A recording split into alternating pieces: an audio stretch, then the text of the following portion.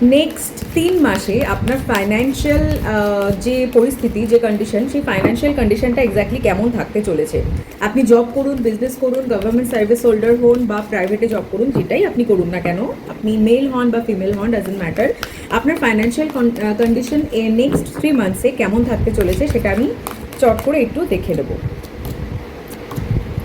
দেখুন, আপনি প্রচণ্ড আপনার মধ্যে আপনি ভীষণ নলেজেবল একটা ব্যক্তি, যে ফিল্ডেই আপনি আছেন না কেন আপনার সেই ফিল্ড সম্বন্ধে আপনি ভীষণ নলেজ রাখেন, কিন্তু আপনার যেটা কন্ডিশন দেখছি, আপনি বর্তমানে একটু রেসপন্সিবিলিটি কম নিচ্ছেন, মানে যতটা এফার্টস আপনার জবে দেওয়া উচিত সেই এফার্টসটা আপনি দিচ্ছেন না, সেই এফার্টসটা একটু আপনার দেওয়া উচিত। যদি আপনি এইগুলো একটু মেনটেন করতে পারেন তাহলে আগামী 3 মাস আপনার ফাইন্যান্সিয়াল কন্ডিশন খুবই ভালো যাবে, খুবই এক্সট্রিমলি ভালো যাবে, ঠিক আছে, মানে খুবই ভালো যাবে। আপনি একটা পজিশন মানে আপনি মানে পজিশন একটা হোল্ড করতে আমি আপনাকে দেখতে পাচ্ছি, কিন্তু শুধু দুটো এখানে আপনার জন্য অ্যাডভাইস রয়েছে, সেটা হচ্ছে একটা হচ্ছে আপনি লং টার্ম ডিসিশনের কথা ভেবে কোনো কাজে যোগ দেবেন, ঠিক আছে। লং টার্মে, শর্ট টার্মে কোনো এফেক্ট হয়তো দেখতে পাচ্ছেন না, লং টার্ম এফেক্টের কথা ভেবে আপনি সেই কাজটা করবেন এবং আপনি সবসময় সঠিক থাকবেন, যাতে করে আপনার দিক থেকে কোনো